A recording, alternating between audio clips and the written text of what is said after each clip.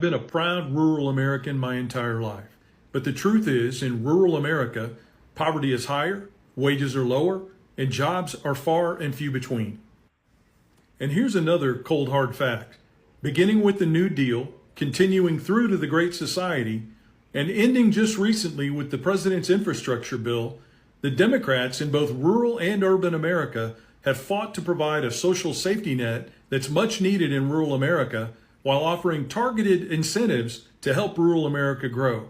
And our question is, when are conservatives in rural America going to join us in the fight? Hi guys, my name's Will, your favorite rural campaign and elections expert, and let's talk about it. Here are some hard facts we have to come to terms with in rural America. Nearly 75% of the poor living in rural America come from southern Republican states. Both poverty and our dependence on the social safety net is higher in rural America than it is in our cities and suburbs. In every section of America, America's downfall won't be caused by foreign enemies, economic collapse, or lack of innovation. It will be destroyed by the very things it was built on: racism, greed, power, and the exploitation of the marginalized. So let's start with racism. America's had a centuries-long addiction to white supremacy, from slavery to Jim Crow to mass incarceration to modern-day suppression. The system wasn't just built on racism, it still depends on it. And you can't build trust and unity and long-term prosperity when the foundation is hatred and division. Now let's talk about the power, because America doesn't just chase power, it hoards it. At the very top, power is concentrated in the hands of a few, bought and sold through billion-dollar lobbying firms and dark money, and the people at the bottom, well, they're distracted and divided and disposable. But power with no accountability always turns inward. It eventually devours its own. Then there's greed.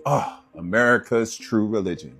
Every institution, healthcare, housing, education, even justice is for sale. The rich don't pay taxes, corporations exploit workers, billionaires fly to space while families can't afford insulin. And no emperor has ever survived when it values profit more than people. And finally, exploitation. This country built its wealth off the backs of stolen people on stolen land. And to this day, it thrives off keeping Black, brown, indigenous, immigrant, and poor communities in struggle.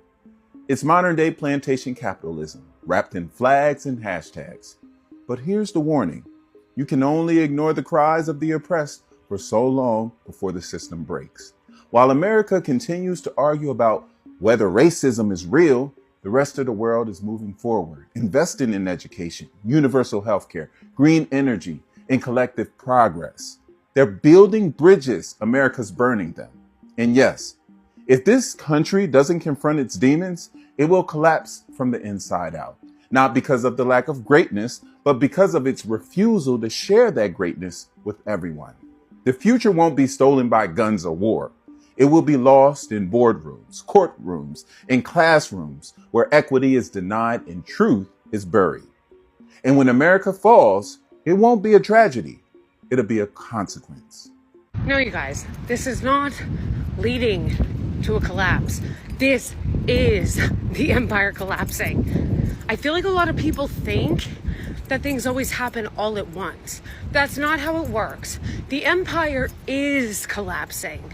And Trump's kind of shock and awe campaign, federalizing the police and saying that he's going to be adding troops to all these cities, that is just getting you comfortable with it and used to it, so that when they start making protests illegal and, Palantir has already taken over and has all of your biometric data, then they can start using some of the tactics they've been using in Gaza over here. We have a flaccid Congress that should be checking the president's power, but they're not. Instead, they're running around kissing the asses of Israeli officials and insider trading. It just got reported that Rick Scott, who's one of the most corrupt senators we've ever had, made almost $30 million only just recently off insider trading. Amazing. This is the decadent collapse. It's already happening, and we don't even have an opposition party to fight it. I need to get something off my chest. This is something that's important, and I'm asking for help. Growing up, I swam, fished, tube floated, in the Cocosine River. Now, many of you did too if you live in Central Ohio. But right now, a company called National Lime and Stone is asking the Ohio EPA to modify their permit for a quarry site in Morrow County. Morrow County is where I was raised. It's a place that defined who I am as an adult. They want to dump a lot more sediment, which is total suspended solids or TSS, into that river. Now, let me be clear on this. Increasing the sediment is not harmless. It smothers aquatic life, ruins clarity, suffocates plants and invertebrates, degrades habitats. It can harm endangered species like the mussels or hellbenders that already struggle in the watershed. Now, the Cocosine is a scenic river, has a lot of special protections that we cannot throw away. It is a critical part of the ecosystem of Central Ohio. You just can't sit on the sidelines. If you do care about clean water, you care about wildlife, recreation, or the legacy that we leave for our future kids, we need you to act now. Please submit comments to the Ohio EPA in opposition before the deadline, which unfortunately today. I wish I knew about this sooner, but living in Florida, it's my family that let me know about this. I will put a link in my link tree. Please go to my profile, say I oppose any increase in suspended solid discharge. It will harm the river, the wildlife, and my community's health. Please make it personal. Talk about your memories there or what's at stake in those comments when you submit it to the Ohio's EPA. We need as many voices as we can to back this. So please, if there is a video you share, this is the one for my page. Forget red states versus blue states. This map shows something way deeper and way more dangerous. A recent study broke the US into mega regions, not by politics, but by economic survival. They tracked where food, energy, and infrastructure would break first if a national crisis hit. Turns out, over 60% of the US population relies on just 3 regions for essentials. And if any of those go down, it's game over for everywhere else. We're not as self-sufficient as we think. Cities can't feed themselves. States can't power themselves, and the average person doesn't even know where their water comes from. We've been trained to rely on systems we never learned to understand. So what happens if the grid goes down? Rail stops moving. One cyber attack hits our supply routes. You wouldn't need bombs. America would collapse from the inside. Want the map? Comment map, and I'll post a link. Follow if you're not just here to scroll, but to see. In spite of the illusion, prepare for reality. Hello everyone, it's Anthony and welcome back again to my YouTube channel. It's nice having you all here. I love you all. So is America really the fourth Reich? The fourth Reich? Because Hitler saying that Germany was the third Reich. So are we the fourth? And if we are we collapsing like the German Empire did, like the Roman Empire did? No, the Roman Empire, maybe it survived for a millennia. I don't know, maybe. I have not followed history well. And then there was the Persian Empire. It didn't live for long. So tell me in the comment section, do you think that the American Empire is collapsing? And one thing I want to tell you is there was the 1928 depression. There was the 2008, but we managed to survive those, right? We managed to survive those. But what made a 1928 recession different from the 2008 is the aftermath, right? After 2008, and then there was COVID. Even COVID was nearly destroying our country. But I will tell you about this at the end of the video. So continue watching. What in the world is going on in the United States right now? I'm Patrick. I'm a historian. I've spent much of my adult life studying political collapse and fragmentation in various historical contexts. Here's what I think. So first thing you got to understand is that no political system, no state lasts forever. They do fall apart. They do fragment. They do break to pieces. They tear themselves apart. They are ripped apart from outside. This is part of, if we want to use a biological metaphor, the life cycle of a state, of a political system.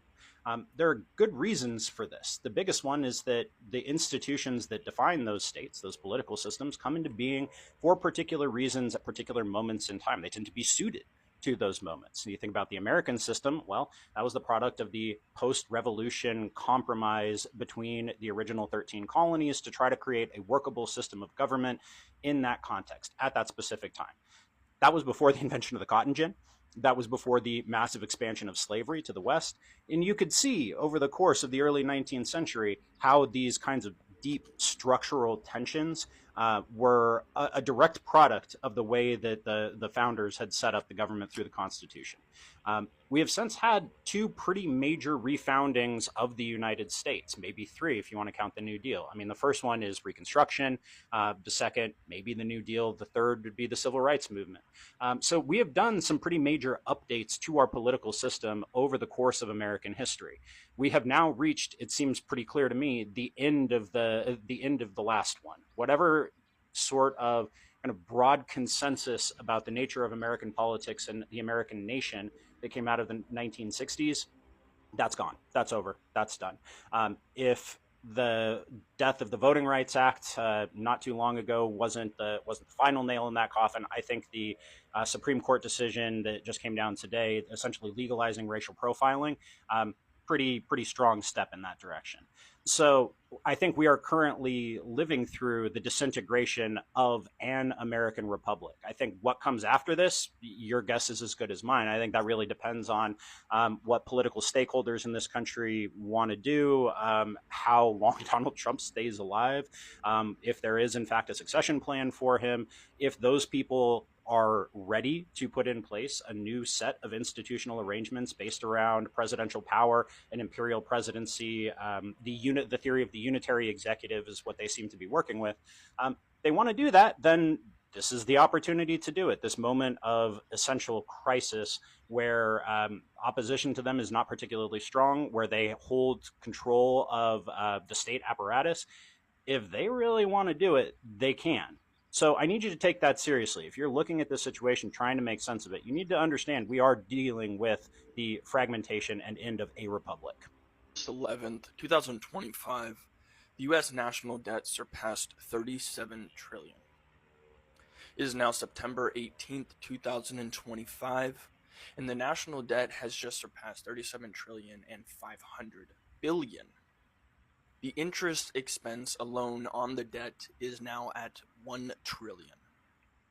And that is likely to hit $1.1 trillion by the end of fiscal year 2025, which is the end of October.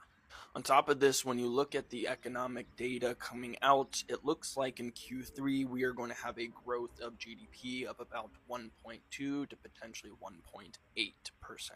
This is far below the norm of 2.2 to 3.5% GDP growth. In order for us to get out of the national debt, we need to be growing at a rate of roughly 8 to 9% over the next 7 to 12 years. And in that video, I talked about how a recession is not baked in. And though it looks like we're not going to be going into a recession, we have some form of slowdown occurring. In that video, I stated that short of an AI and automation boom, it's going to be nearly impossible to have some form of huge economic growth.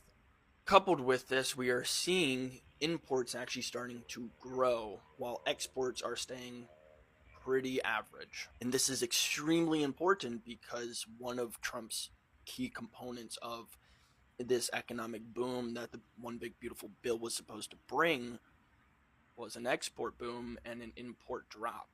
This is becoming a very, very critical issue. This debt, when it does start getting out of control, it doesn't matter what they set the interest rate to.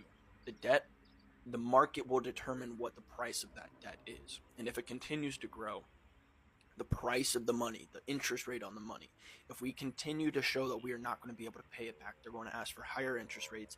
And if the higher interest rates on that debt continue to expand, then the debt will continue to expand. And we will not be able to get back to any form of health. If anything, it will just lead to further economic issues. Now, why is this important? This is important because the violence that we've seen so far in the country, when money stops to actually flow, when the interest expense starts to make it so that Social Security checks won't be able to make up for the rate of inflation, when Medicare can't be covered, when Medicaid can't be covered, when the money actually nominally, it won't stop, but when you get a $500 check in the mail, but the expenses to even buy what you used to be able to buy for that $500, let's say, is now $1,000. The violence we've seen is nowhere close to what it will be. And we need to start talking about this because it's only going to get worse. And given the fact that we are seeing some form of economic slowdown, 1.5%, let's just say, compared to the 2.5 regular growth, we're going backwards. And it's getting worse at an accelerating pace. With that, go ahead and follow. I would love to talk to you guys in the comments. Have a good day. White farmers of Texas, I heard you just got hit with a Negro wake-up call. And in case you're confused, that's when the government comes for you, your business, and your livelihood. Not because you did something wrong, but because of who you are or who you employ. Let's break this down. 1. You voted for the machine that's turning on you. ICE raids didn't start yesterday. You cheered when they hit construction crews, kitchens, and border towns. But now that it's your farmhands, your fields, now it's a crisis? Nah, now it's consequences. 2, what you're calling unfair is what black folks call Tuesday. You lost workers. We lost land. We lost generations of wealth, trust, and access before we ever had a chance to build it. You're getting hit by the same system, the one you thought only came for them. Surprise, it was always going to come home. 3, this ain't karma. This is collapse by design. Texas built its wealth on exploited labor, racist policies, and government favoritism. But systems built on oppression don't stay in your control forever. Now you're watching the empire glitch, and you don't know the language because you never had to speak survival. So yeah, maybe it feels like a wake-up call. But trust, Black America's been wide awake. Welcome to the other side. You're not the victim. You're just finally in the room. Generally speaking, historians do not agree on what the cause of the Great Depression was. And because of this, it makes us uniquely ill-prepared to be able to prevent another Great Depression. Because how can you learn from the past and stop something from repeating if you don't actually know how it happened? I belong to the camp of historians who believe that the Great Depression is a result of a decade's worth of agriculture collapse in rural America. I have kids, I'm trying to make this while they're quiet. I'm failing miserably. The United States government propped up the agriculture industry during World War I, propped it up heavily. So much so that when they pulled out all the supports after World War I, the entire industry collapsed. Not only that, but the government had encouraged farmers to take out loans to be able to grow more food. When prices collapsed and there was no more support, farmers now could no longer pay back any of the loans that they had. This led to them declaring bankruptcy. At its height, about 10,000 farms per year were declaring bankruptcy, with 1 in 4 being delinquent on their mortgages. Farmers couldn't pay back their loans to banks, which led to banks not making any money, and then banks had to close, which led to everybody in that area who banked at that bank to lose all of their money. It was economic devastation. Now, the Congress and senators and lawmakers were discussing, hey, should we get involved? Hey, should we do something about this? Technically, this is our fault. But in the end, they decided not to do anything because they believed it was only contained to rural America. But the problem is when you have branches of a bank shut down, the main bank loses money too. And then eventually, enough branches close that the main bank has to close too, which is what happened. You started having large banks in major cities shutter because they were losing so much money in rural America. Lawmakers refusing to contain the economic devastation happening in rural America spread to urban America and took everybody along with it. On top of that, the loss of so many farms led to a shortage of food because the food that was being eaten in the cities is being grown in the countries. It's being grown in rural America. Now again, not all historians believe this, okay? Historians are very divided on just exactly what the cause is. But that's my opinion. I fall in line with the other historians who believe the same thing. The cause of the Great Depression is the result of the collapse of the agriculture industry post-World War I. Powerful people want us to believe that this is progress, that destroying our agriculture and thus our food supply from within America is progress. They want us to believe that we as Americans can no longer raise our own food and that we must depend on foreign nations to import to us, which couldn't be further from the truth. We raise the best quality beef, the best quality meat anywhere in the world, the best crops. This once thriving mill that created wholesome wheat flour out of our amazing wheat we grow here in America has been shuttered for years.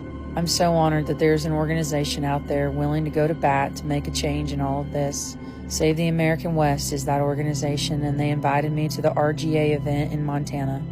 Hosted by the governor of Montana, I got to meet the governor of North Dakota and Nevada as well, and discuss the realities facing the real rural America right now.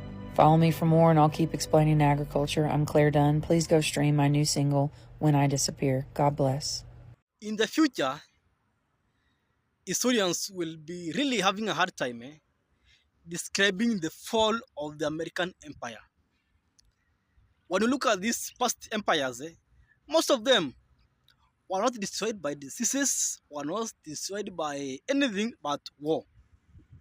Germany war, Napoleon war, Holy Roman Catholic, some extent it was war. The Roman Empire war, the Mongols war. Literally war. Even if you read about the history of the Chinese, what led to the collapse of empires was war. But what's different in our country is corporate greed, right?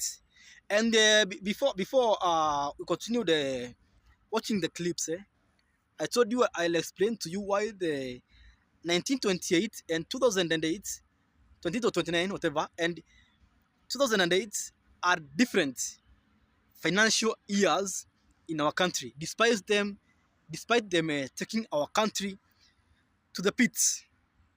Because the difference in 2008 is corporate greed. Now, corporates have more power than they had in 2008, than they had before Richard Nixon, right? In short, what I want to show you is Republicans are the ones who have led to the destruction of our country. It's the Republicans. And let me tell you one thing, what's making our country poor is because the American dream is dead. The American dream at the moment is not working for the common man. You saw in the past, people would come from Italy, from Scotland, from all parts of the world, from even Mexico, Cuba, come to America, start a life, and then everything would go smoothly for them because they would start businesses would run well, and then they would have something to pass over to their family. Nowadays, kids are not having inheritance. There's nothing to inherit from your dad, from your mom. There's nothing. Even from your granddad, nothing to inherit. You can't come from another country and build a life here at the US. You can't. Bills are ripping you apart. Mortgage is ripping you apart. Education is ripping you apart. And it begs the question, should we adopt the Chinese model whereby the government is above the corporates? You know, in China, and I'm sorry to quote them, I'm sorry to reference them, the government is always above the corporates. People like Tencent, people like Alibaba, people like TikTok, they don't have a say over the government. Yes, maybe you can accuse them of human rights violations, bad. You can accuse them of not having free and fair elections, bad. But do the corporates have an agenda over the government? Do they do the corporates influence the policy direction of the government? No. But in our country, it's a corporate government. Our country is a company. Our country is not really a state. That's why we're having a president who is out on bail. So forgive me for that. Bye. See you. I'll see you in the next video.